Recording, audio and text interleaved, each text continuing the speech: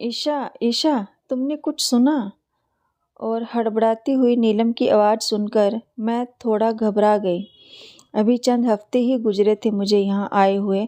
मैं ना तो किसी को जानती थी और ना ही ऐसा मौका ही मिला था। क्या हुआ नीलम?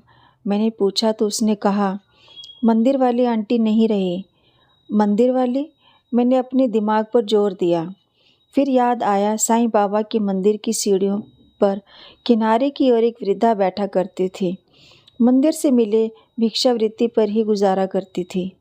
अरे नीलम, ये कब हुआ? क्या हुआ था उन्हें? मैंने हैरानी से पूछा। बुखार था या फिर शायद हार्ट अटैक? पुलिस आई हुई है। ओहो, बहुत ही दुखद। भगवान उनकी आत्मा को शांति प्रदान करे। हाँ, ईशा पता नहीं कौन थी, हमेशा वहीं रहती थी। मंदिर के पीछे बने हुए शेड में सो जाया करती थी। ना जाने उनका क्या इतिहास है। देखते हैं। थोड़ी देर बैठकर नीलम चली गई। मेरे दिमाग में कई बातें घूमने लगी। नीलम और मैं पहले एक ही ऑफिस में काम किया करते थे। 2 साल पहले उसका ट्रांसफ़र हुआ। किस्मत से उसके कुछ साल बाद मेरा भी इसी शहर में ट्रांसफ़र कर दिया गया।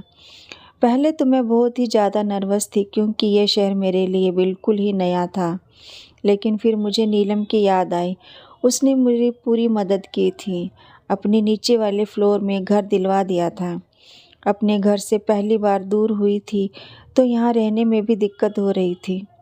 खाली समय में मैं अक्सर वहीं साईं बाबा वाले मंदिर चली जाया करती थी।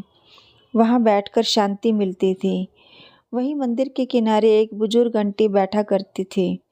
बिल्कुल सफ़ेद बाल, चेहरे पर झुर्रियाँ। कुछ दिनों के बाद धीरे धीरे हमारी जान पहचान होने लगी। वैसे तो वह कभी कुछ नहीं कहा करती थी, लेकिन धीरे धीरे हमारी पहचान होने लगी थी। तो मैं ऑफिस जाते समय उनके लिए भी अक्सर टिफ़िन ले जाया करती थी। उसके बदले में वह मुझे ढेर सारा आशीर्वाद दिया करती थी। पर कभी मैंने उनसे उनके बारे में पूछा नहीं और ना ही उन्होंने मुझे अपने बारे में बताया। थोड़ी देर में अनमनी सी रही। फिर तैयार होकर मैंने नीलम को फ़ोन किया। एक बार मंदिर चलें क्या? आंटी को एक बार देख लें। बिल्कुल ठीक कहा ईशा, चलो चलते हैं। मंदिर में काफ़ी भीड़ थी। कुछ देर बाद आंटी को दाह संस्कार के लिए ले जाया गया। मंदिर ट्रस्ट के लोगों और आसपास के सोसाइटी के लोगों ने ही अपनी तरफ से पैसे खर्च कर आंटी के दाह संस्कार और श्राद्ध का इंतज़ाम किया था। वहाँ लोग कह रहे थे 2-2 बेटे हैं। आंटी के दोनों अमेरिका में सेटल हैं। बुजुर्ग दंपति अकेले रहते थे पहले। उनकी पति की मृत्यु हुई और रिश्तेदारों ने धोखे से घर हथिया लिया। बेटे बहू पूछते तक नहीं। मजबूरी में आंटी इसी मंदिर में आ गई थी। यहाँ के पुजारी से उनकी जान पहचान पुरानी थी। यहाँ से 2 घंटे दूर कमला नगर सोसाइटी में ही उनका एक शानदार फ्लैट है। मगर कोई कहेगा क्या, इतने बड़े आदमी की पत्नी रही होंगी या 2 कामयाब बच्चों की माँ। बड़ी अभागन थी बेचारी। ऐसी किस्मत भगवान किसी को ना दे। कुछ लोग कह रहे थे सुबह सुबह बाबा का दर्शन करने आई थी, तभी कह रही थी कि छाती में दर्द उठ रहा है। जब तक लोग समझते वह वहीं गिरी और ढेर हो गई। इतनी किस्मत वाली थी कि बाबा के चरणों में उसके प्राण निकले।